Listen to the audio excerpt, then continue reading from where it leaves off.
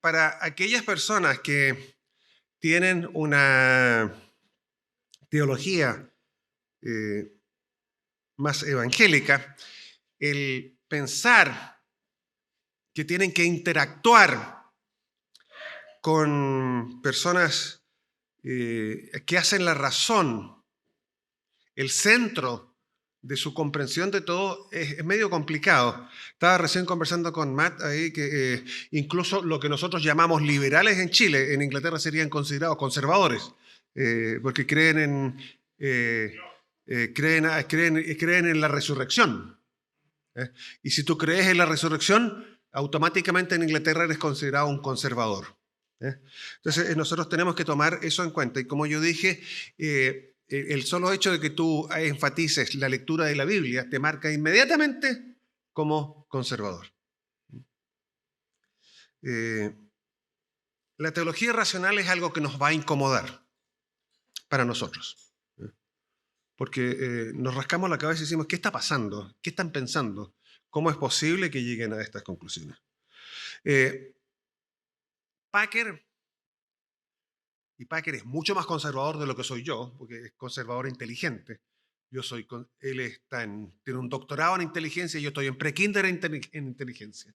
Él es mucho más sofisticado de lo que soy yo.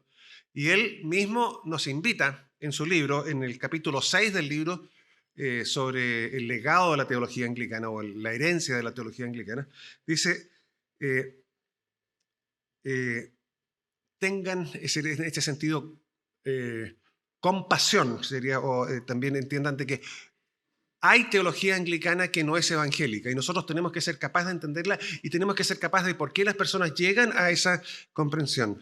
Por último, para entenderlo, a lo mejor no vamos a tener un diálogo, en Chile no existe esa corriente, por lo tanto en Chile no vas a tener ese diálogo, pero si sales y estás en otras situaciones, vas a poder comprender por qué las otras personas actúan como actúan o por qué enfatizan ciertas cosas y es importante que lo entiendas. Pero les insisto, el problema de la teología racional o teología liberal está en toda denominación cristiana. No existe denominación cristiana que no tenga teología liberal. Hasta la teología de la prosperidad tiene teólogos liberales metidos entre medio. Y eso es algo que tenemos que tomar en cuenta.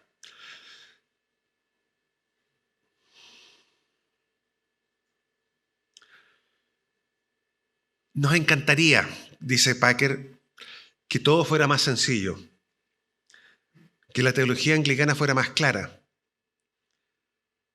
más pura de lo que es. Y él dice algo, lo dice Packer, no lo digo yo, y si Packer lo dice, yo escucho. Packer es una de esas personas que siempre voy a escuchar. Dice, estoy cuestionando la suposición de que no hay nada que podamos aprender de la teología racional. La teología anglicana, para bien o para mal, es diversa en la medida que busca ser guiada por las escrituras y está constantemente interactuando y dialogando con lo que se encuentra en la escritura. Eso tenemos que tener presente eso. Pero él agrega lo siguiente. En la medida de que la teología anglicana le da la espalda a la escritura, se está suicidando como teología y firmando su propia sentencia de muerte y no va a durar mucho. Entonces nosotros estamos estudiando algo que nosotros sinceramente pensamos que es algo que no les está haciendo bien y el único fin es desaparecer, pero tenemos que hacerlo con empatía.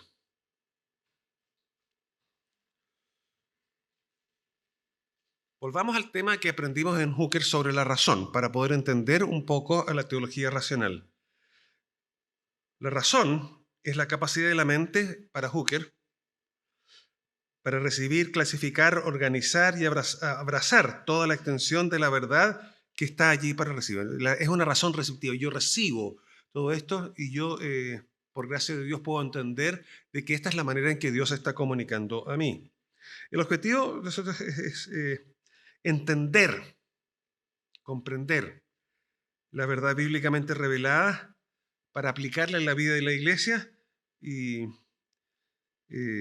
a la vida de las personas. Hooker no estaba, cuando estaba hablando de la razón, no estaba tanto hablando de la vida de la persona, pero nosotros podemos hacer esa inferencia. Eso es lo que dice Packer y yo creo que tiene razón. Porque Hooker estaba hablando de la razón a nivel de la institución, pero podemos aplicar el mismo principio para las personas.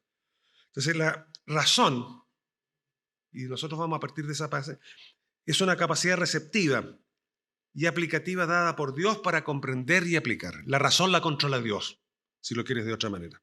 La razón es un siervo de Dios y un siervo de cada cristiano individual que usa la razón para captar y ser captado por la verdad revelada por Dios. Entonces nosotros somos seres con razón que podemos entender eso. Entonces, tengamos eso presente, porque aquí nosotros vamos a ver personas que nos dan otra comprensión de lo que es razón. Me doy cuenta que siempre miro para allá, yo tengo que mirarles para allá, no ha sido, no tengo idea, entonces vamos a mirarles ahí, también a todos aquí. Lo primero que tenemos que tomar en cuenta de que la teología racional dentro de la Iglesia Anglicana ha ido evolucionando, ha ido cambiando. Parte, yo me atrevo a decir, probablemente está desde siempre, pero uno puede identificar sus inicios en los 1600, de ahí en adelante, cuando los principios del Renacimiento comienzan a guiar algunos teólogos para entender la realidad.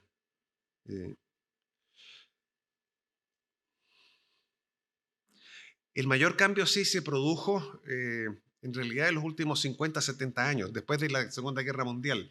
Ahí es donde realmente el cambio, la teología racional ha tenido su mayor transformación.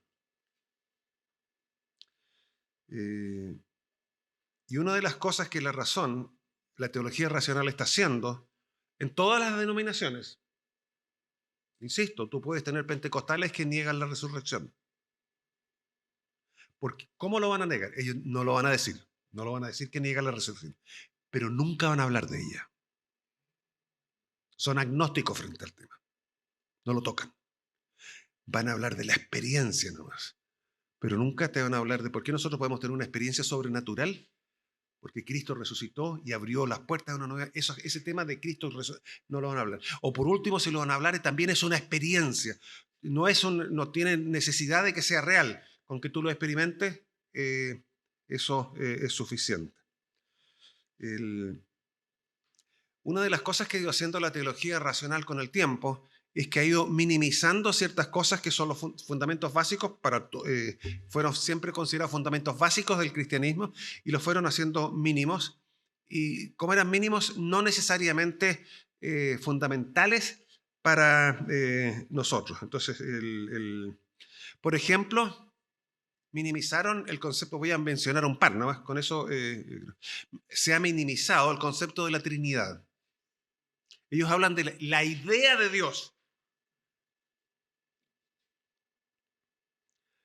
Y Packer dice, y tiene razón, hablan de este concepto de Dios, por lo tanto, en la práctica, si tú lo analizas entendiendo las batallas que se pelearon los padres de la Iglesia para reconocer la Trinidad como una doctrina escritural, lo que nosotros nos damos cuenta de que hoy día la teología racional es básicamente unitaria. Hablan de Dios, pero Cristo bien puede ser un mito. Es una idea, un concepto. ¿Y el Espíritu Santo para qué decir? Entonces, lo que nosotros estamos viendo hoy día es una teología racional que jamás te va a hablar de la cruz. Yo no sé, porque nunca he estado, pero ¿qué harán los racionales en Semana Santa? Cuando toda Semana Santa te grita la cruz, ¿qué harán el Viernes Santo? No sé, de repente se me acaba de ocurrir.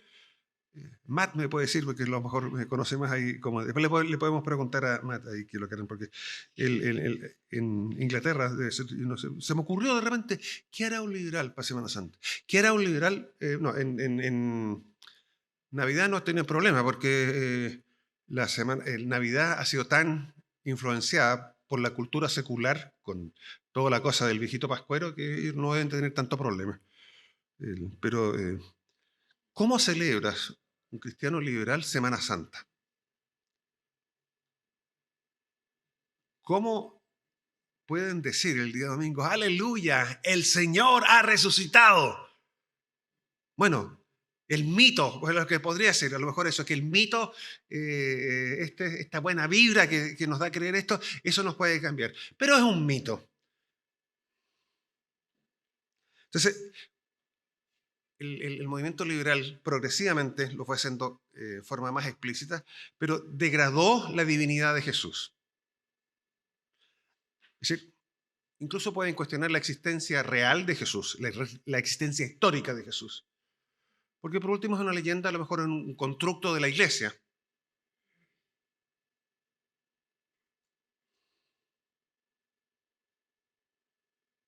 Entonces uno puede decir, qué terrible que hayan degradado eso. Pero tú te das cuenta de lo que significa en la práctica. Y eso es lo que Packer, cuando analiza la teología racional, indica. Significa que si Cristo no es divino, toda la enseñanza bíblica sobre la salvación desaparece. Toda, toda. Porque no hay concepto de salvación.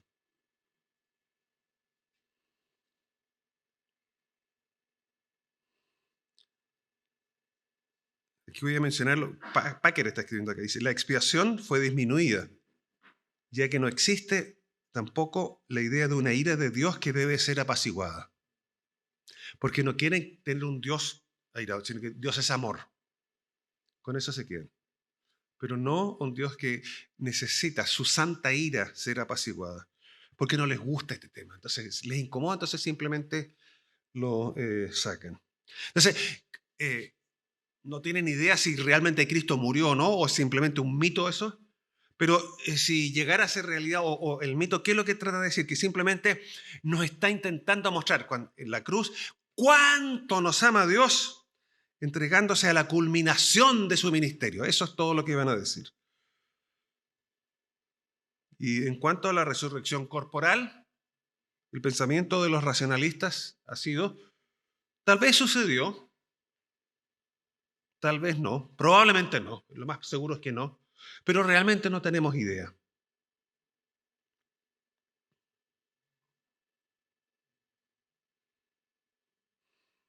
Entonces, si tú paras un momento, y esto es lo que Packer nos hace ver cuando estudiamos la teología racional, dice, si se adelantan y están pensando, para un ratito. No, Packer no dijo para, eso lo dijo yo, es lo que estaba diciendo él. Eso seguramente significa que no están muy interesados en la regeneración de las personas, la conversión o el arrepentimiento. Y tienes toda la razón. El mensaje liberal no incluye estos conceptos. No hay conversión. Tienen un deísmo, una cosa difícil de definir sobre Dios, una cosa que en el fondo lo importante es que lo experimente que tenga para sentir bien. Eh, pero no es un teísmo. Teísmo es el Dios que es reflejado en la Escritura. Eso no existe. Bueno, una de las características que tiene que tener, nosotros tenemos que entender dentro del anglicanismo, es que el anglicanismo, por gracia de Dios, tuvo defensas frente a este tema.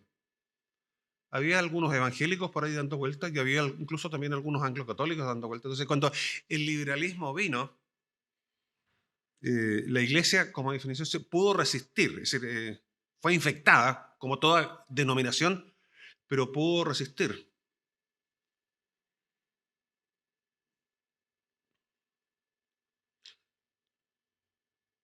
Lo que sí tenemos que entender es que el liberalismo surge en un momento en que especialmente la teología evangélica estaba de capa caída.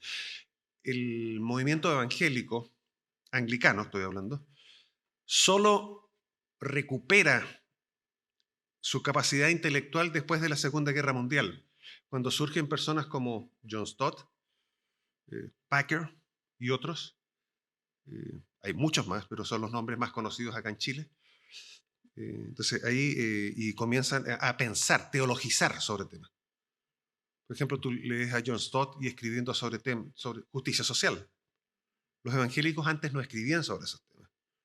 Eh, el- el- el, eh, los evangélicos antes solamente, la mayoría simplemente escribían sobre la conversión, pero no interactuaban con otros temas, o el gobierno civil. Entonces hubo anglicanos hoy día, y siguen habiendo, que escriben. Hoy día los anglicanos han hecho, están produciendo anglicanos evangélicos y evangélicos de otras denominaciones también están produciendo mucho conocimiento. Están, en ese sentido, están trabajando. Eh, el anglo-catolicismo, con su ritualismo, de alguna manera se protegió un poco y resistió el tema, pero el que interactuó más fuertemente, eh, racionalmente con ellos, ha sido, desde mi perspectiva, esto soy yo, no Pike el que está diciendo, ha sido el movimiento eh, evangélico dentro del anglicanismo.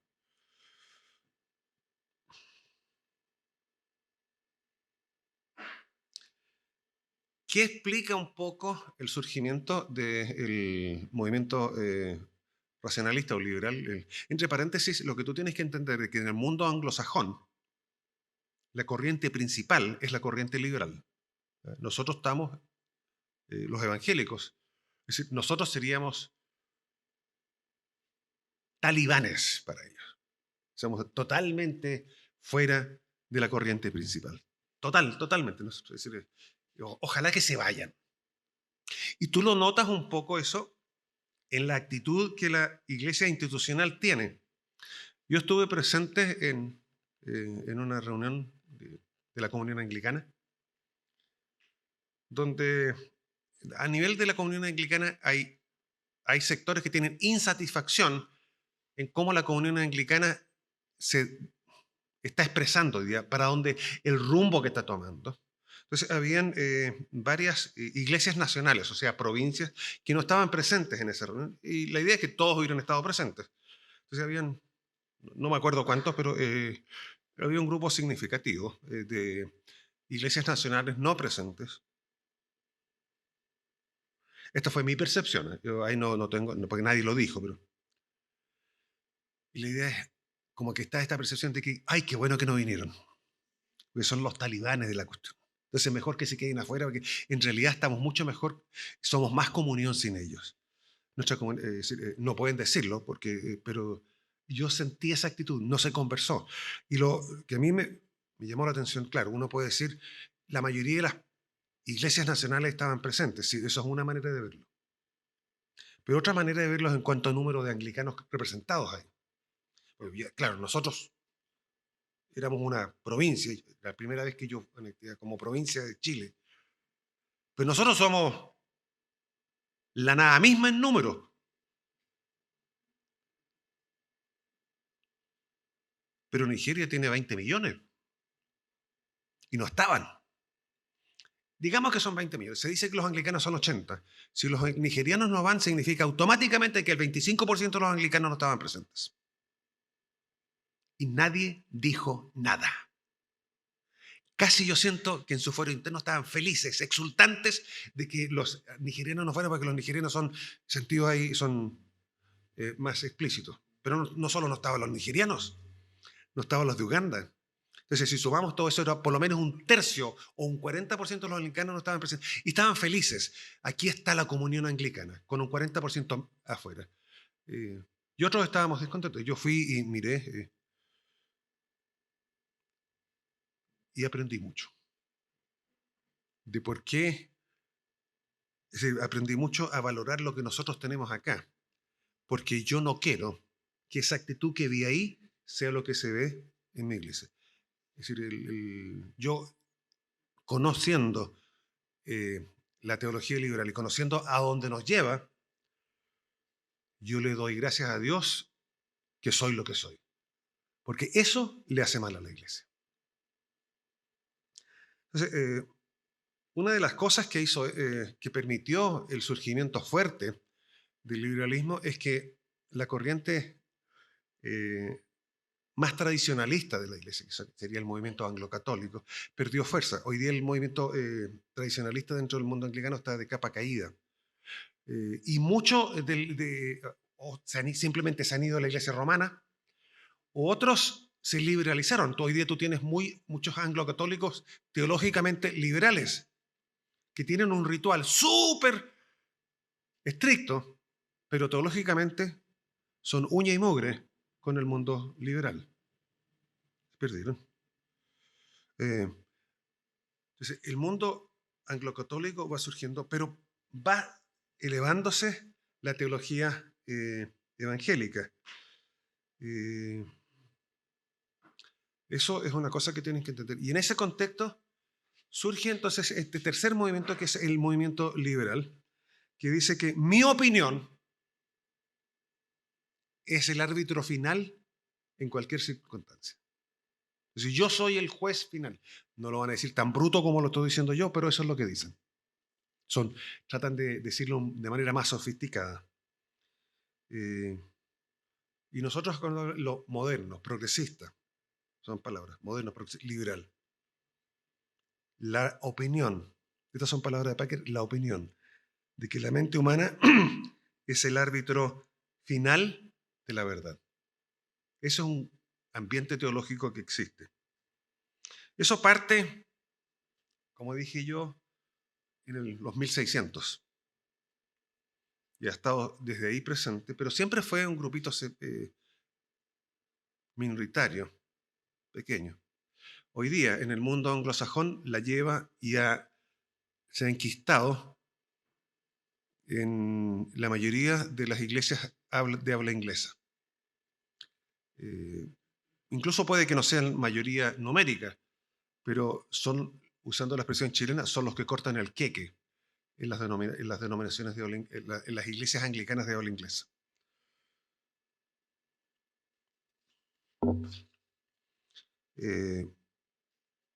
Fuertemente influenciados por la teología liberal alemana.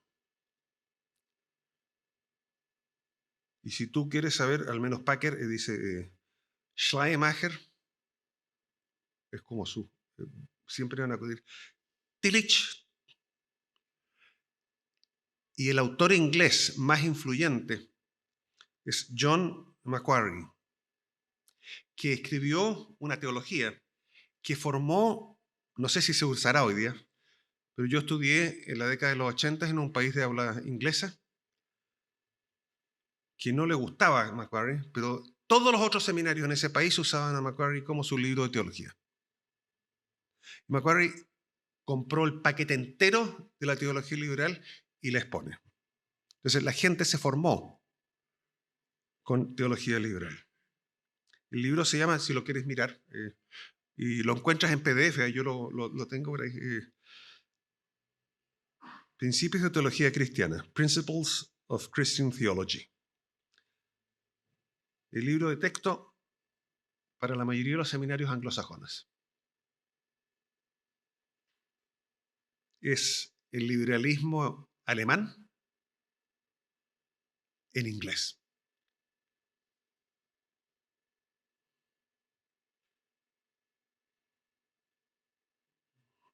Y lo que hacen es verbalizan y le dan todo el sentido a la experiencia religiosa. Esa es la experiencia religiosa. Una verbalización del sentido de dependencia de la iglesia de Dios a través de Jesucristo. Quien quiera que sea ese tal Jesucristo. Porque lo importante no es Jesucristo, lo importante es la experiencia. Entonces, la experiencia se transmite así dentro de la comunidad como una infección, se contrae, llega el hijo del colegio con un resfriado y a la semana siguiente están todos resfriados. Entonces, la idea viene alguien y eso se transmite, es decir, también es algo experiencial, no es algo verbalizado, se hace nomás. Eso es más o menos lo que ellos lo que dirían. Entonces no hay que evangelizar porque de forma natural eso se va a entregar. Entonces el teólogo tiene la enorme tarea de verbalizar la experiencia. Eso es lo que se busca.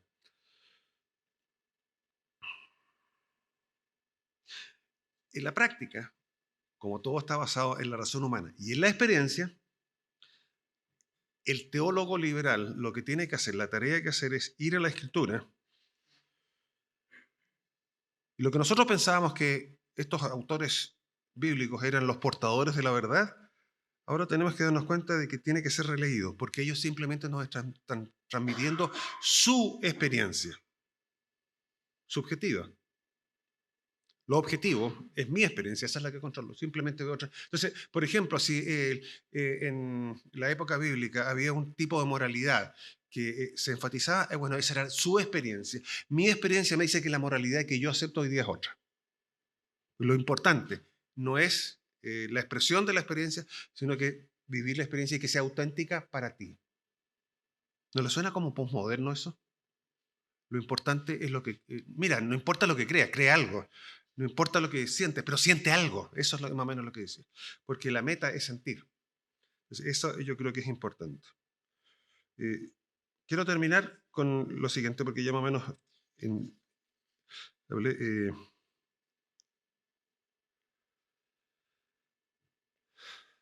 el- ¿cuántos son los liberales dentro del mundo anglicano?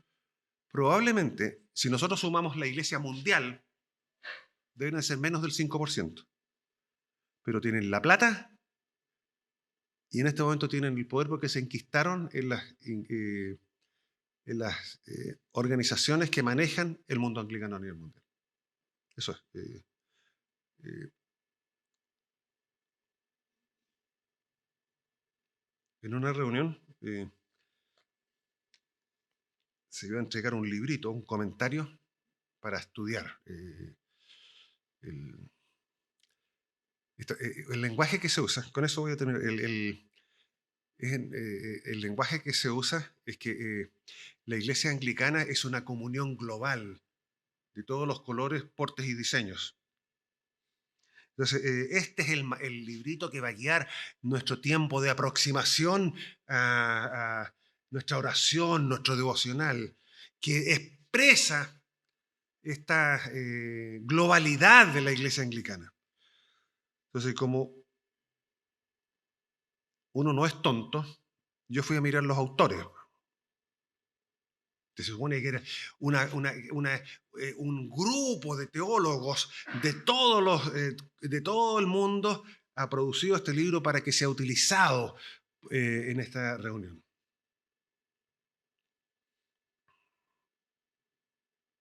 Creo que el 90% eran anglosajones. Y tenían incluido al negrito ahí, lo digo así, para decir que eran globales. Pero el pobre caballero nunca habló. Estaba para la foto nomás.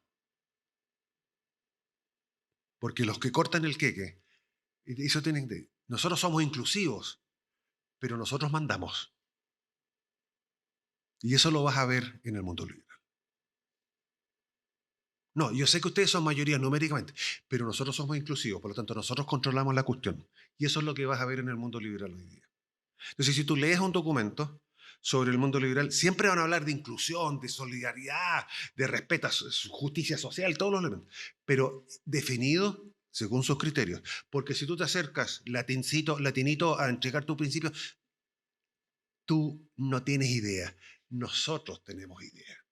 Ahora, bienvenido, pero nosotros te vamos a informar cómo tienes que pensar y cómo tienes que experimentar.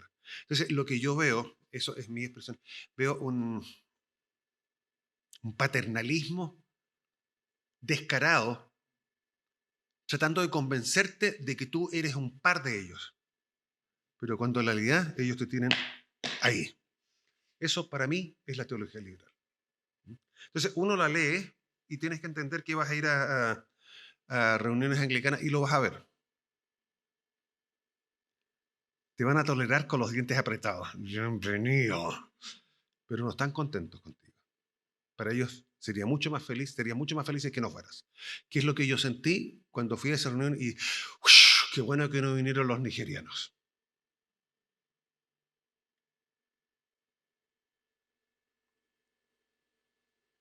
Liberales, escépticos, materialistas,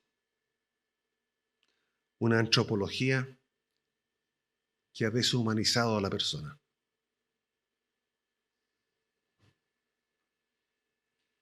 Y paremos porque ya fui lo suficientemente negativo como para decir, pero eso está. Eso está en la cultura liberal hoy día. Y nosotros tenemos que entender que eso forma parte del mundo anglicano hoy día. Habiendo escuchado esta exposición sobre la postura liberal, mi pregunta es, ¿de qué manera podemos rescatar un diálogo con esta posición, manteniendo nuestra postura evangélica? Si acaso ese diálogo es posible y podría ser constructivo también.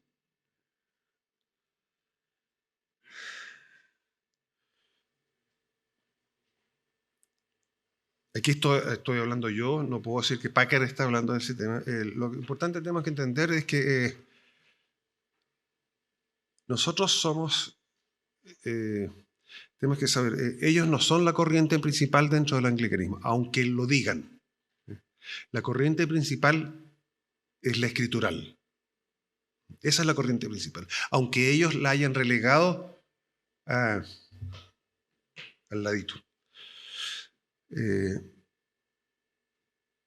Y yo no les voy a dar el gusto de mandarme a cambiar.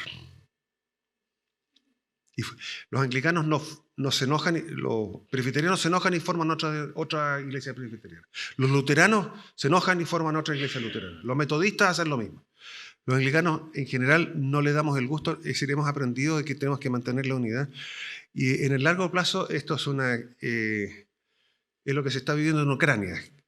¿Quién cede primero?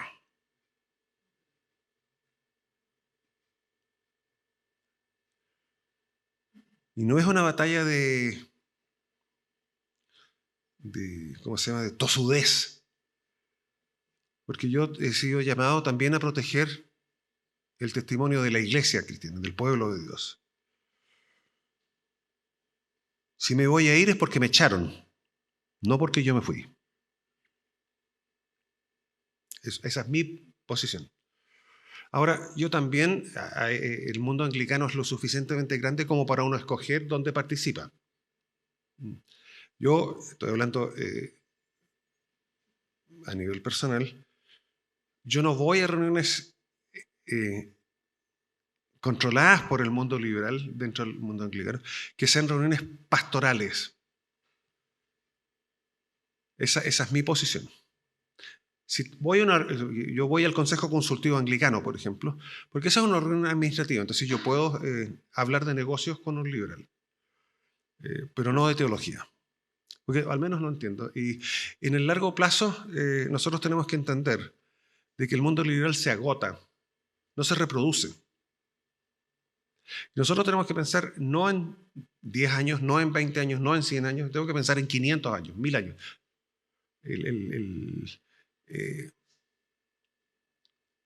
La perseverancia es de los santos.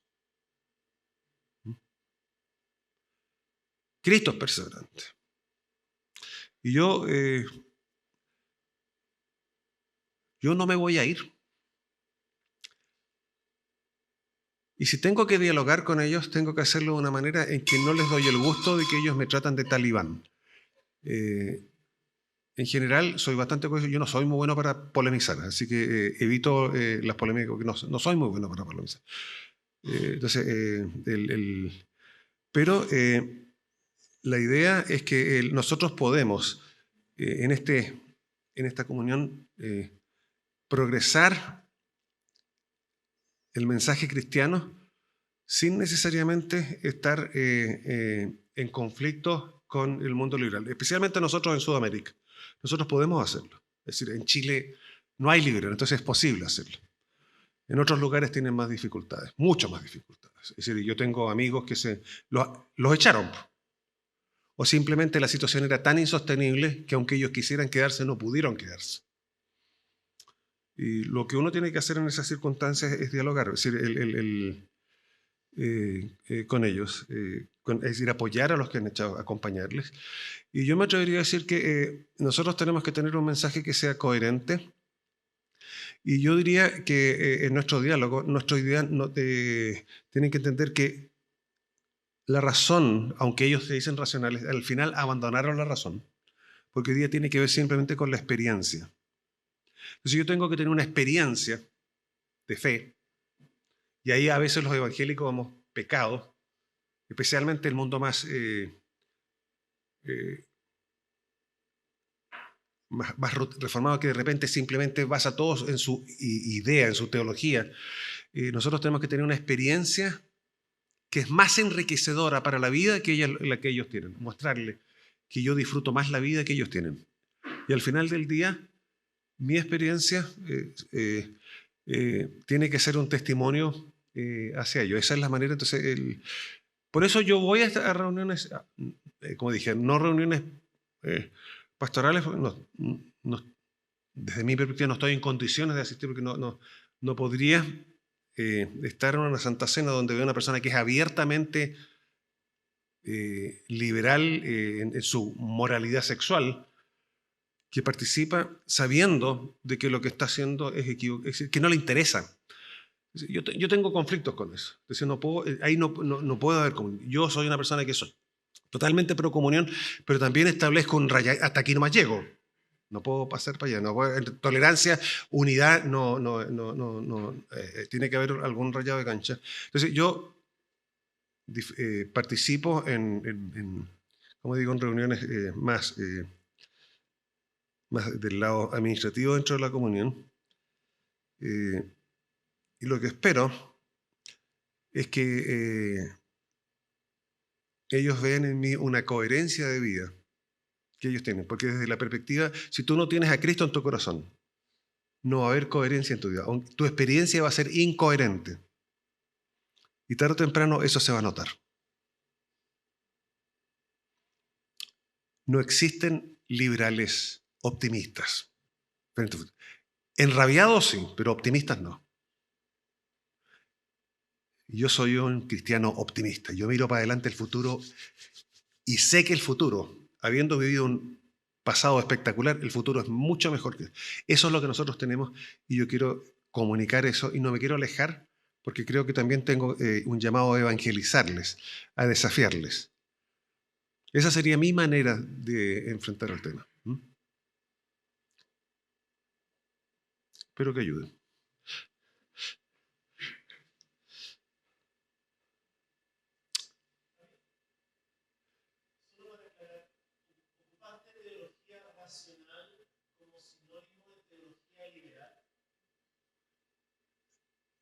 La diferencia es, ven a decírmelo acá para que yo te escuche bien.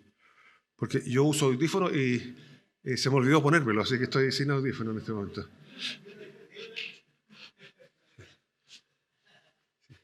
Mi pregunta es si acaso utilizaste teología racional como sinónimo de teología liberal. Sí. Los evangélicos siempre han sido evangélicos, desde siempre. Nunca han cambiado el nombre. El mundo liberal ha ido evolucionando el nombre. En algún momento fueron progresistas, modernos, racionales. Entonces racionales fueron al principio. Hoy día ninguno de ellos se denominaría teología racional. Hoy día se dirían que son progresistas, liberales. Progresistas creo que les suena más positivo que liberal. Porque hoy día la teología racional, más que racional, es experiencial. Y fueron porque se dieron cuenta que la razón, su concepción teológica es incoherente, es irracional. Ha ido progresando hacia eso. Según ellos, totalmente racional, pero si tú la analizas filosóficamente, es incoherente, porque está basada simplemente en la experiencia. La razón no existe. Entonces, eso sería. Lo que fue racional hoy día es progresista, liberal. Es el mismo... la misma cosmovisión con diferente nombre. En algún momento ayer mencionaste que había esta corriente liberal que salieron del lado anglocatólico. A tu trabajo, a tu experiencia, ¿cómo es que esto se va dando? Porque has hablado ahora que en los últimos 50 años esto ha crecido, pero que creo que no es de la noche a la mañana, ¿no? Sí, estos procesos son largos. Hoy, entre paréntesis, también existen evangélicos liberales. Y estaba conversando con Matt, que yo conocí, no sé si fue con Matt, pero con alguien un evangélico, que se juraba a sí mismo evangélico, que no tenía ningún problema con los gay practicantes viviendo en relación homosexual como pastores y obispos. Pero él, no, yo por supuesto soy evangélico, decía. En mi diccionario tú no eras evangélico, tú eres liberal. Pero ¿qué es lo que basaba? Es que él basaba, por ejemplo, ¿en qué basaba el que él era evangélico?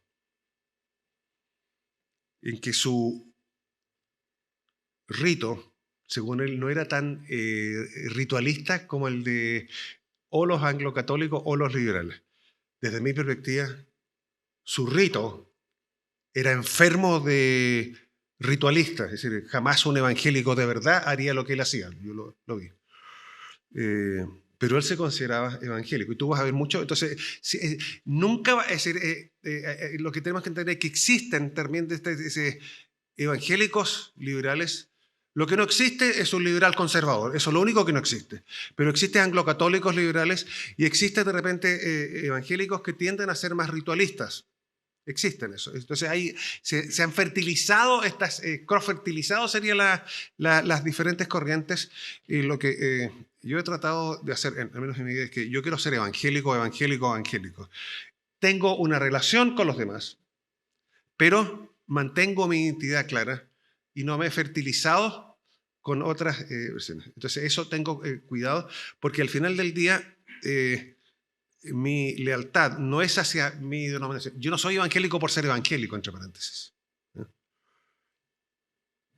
Yo soy evangélico porque estoy convencido que el movimiento evangélico dentro del mundo anglicano es la auténtica expresión de la fe cristiana. Yo soy leal a Cristo, no leal al movimiento evangélico. Yo no soy, en ese sentido, estoy hablando acá de evangélico, pero yo me defino más como cristiano. No uso tanto la palabra evangélico. Porque al final del día no soy leal a mi movimiento, soy leal a Cristo. Entonces, eso es lo que tenemos que buscar. Lo que ha sucedido es que el mundo anglocatólico, en algún momento, no todo, honestamente yo no conozco tanto del anglocatolicismo, he leído un poco, ¿no? Porque en Chile no existe, entonces no lo conozco mucho.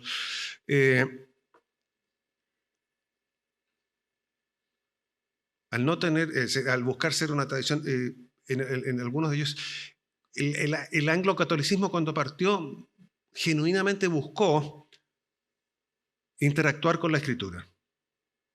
Pero en algún momento se perdieron en el camino y lo único que les quedó fue la razón.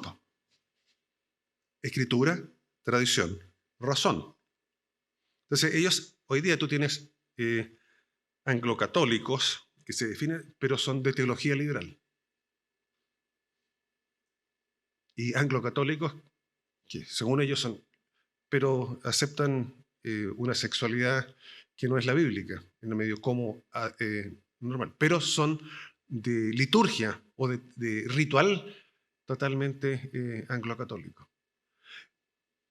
No lo he visto, pero yo dudo que haya un liberal con liturgia evangélica. Porque la liturgia evangélica es explícitamente cristocéntrica y fuertemente escritural. Por lo tanto, al ser cristocéntrica y ser escritural, eso se protege a sí misma del ritualismo y del liberalismo. Entonces, no creo, no sé, no lo he visto. No he visto un liberal que haga una liturgia evangélica, porque si le hiciera, el solo escuchar la Biblia, solo escuchar a Cristo en el centro, tarde o temprano le haría clic. O se manda a cambiar de esa liturgia o se convierte. Pero no podría ser. Entonces por eso, Cristo en el centro. ¿Se acuerdan de las marcas del evangelicalismo? La Escritura por sobre todo. Ese es el punto.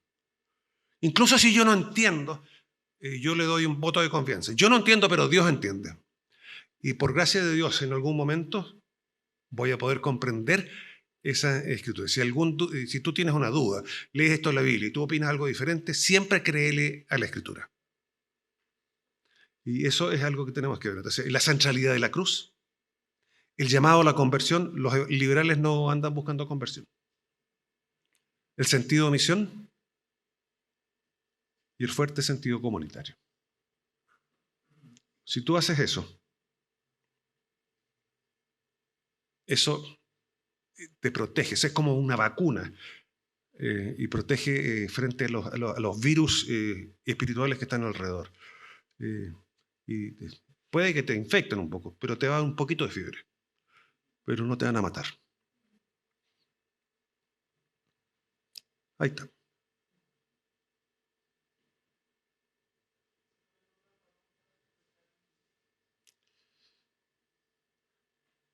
Si alguien quiere hacer una pregunta, pase para adelante, ¿no? Ya. Estaba pensando en la actividad que hicimos en el bloque anterior, de estos como cosas que son como conflictivas en la iglesia. Entonces tú dices que acá, por lo menos en el movimiento, o sea, en la iglesia anglicana no hay un movimiento liberal. Sí. Pero a nivel como de América, o no sé, de toda América, ¿cuáles serían como los típicos temas que aquellos que son más de corriente liberal están levantando en las iglesias?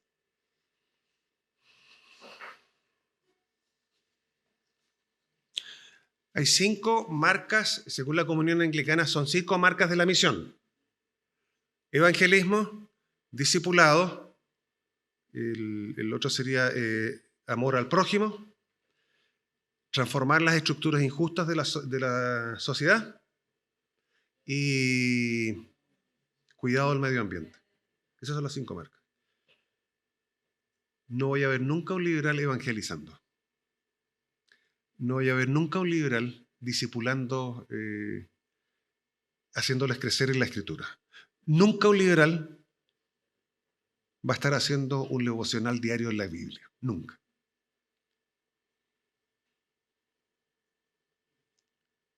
Pero sí lo vas a ver en conferencias sobre medio ambiente.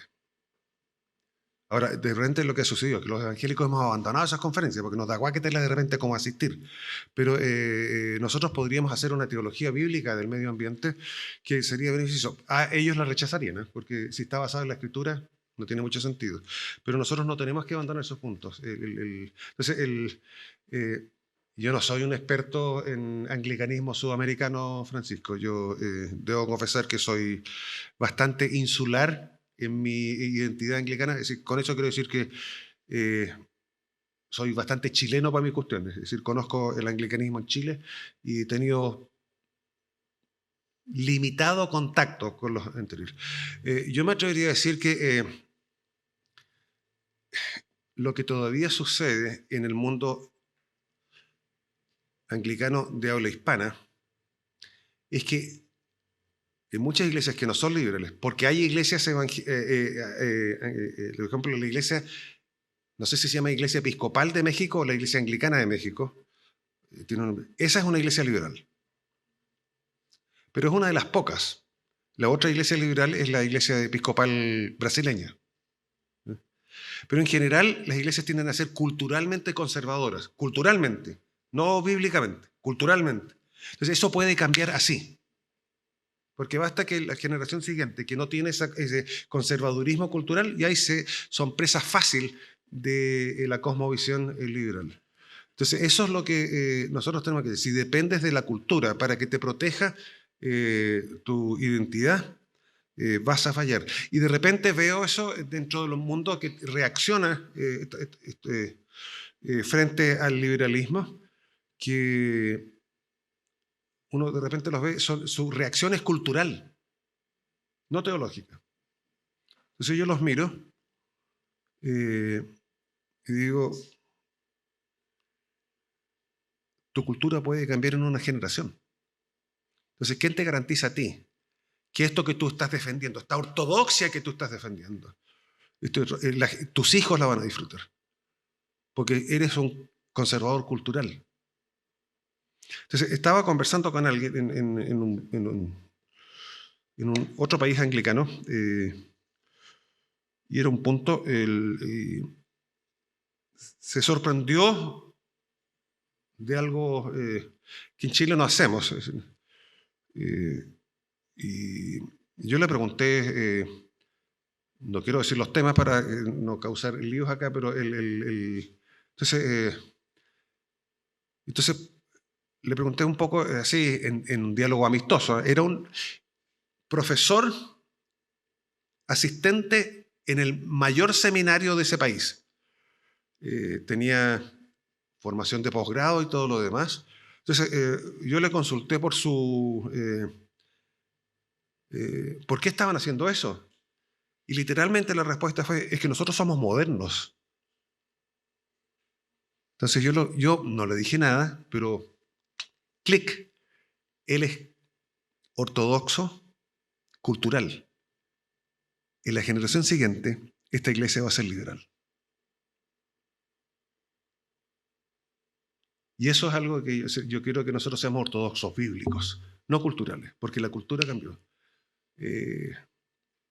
Yo cuando estaba en la universidad, yo entré a la universidad el 76.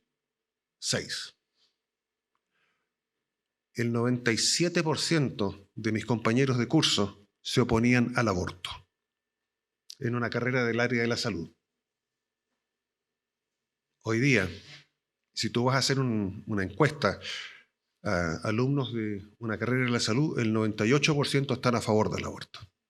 Cambió en una generación, cambió la cosmovisión. La eutanasia. Entonces, la cultura no es una adecuada defensa. El evangelio es la adecuada defensa. Y eso es algo que tenemos. Por eso, pero si nosotros lo hacemos, la crítica que se nos hace es, eres talibán. Y ahí quiero terminar una cosa. Siempre en el diálogo, en el debate de las ideas, existe... una vez me compré un libro, yo en general tiendo a organizarme a través de la lectura. Y decía, How to Win Every Debate, cómo ganar todo debate. Y encontré el espectacular libro y me lo compré. Y el otro día estaba tratando, yo tengo media desorganizada en mi biblioteca y estaba tratando quiero leerlo de nuevo y no lo logro encontrar dentro de mi libro. Puede ser que lo haya prestado, porque eso también me pasa. Ustedes van a ir, los peruanos van a ir a mi casa. Yo no soy snob, pero el 99% de mis libros están en inglés. Porque todos los libros en castellano que tenía los he prestado y ninguno ha vuelto a mi casa. Entonces me quedan como 4.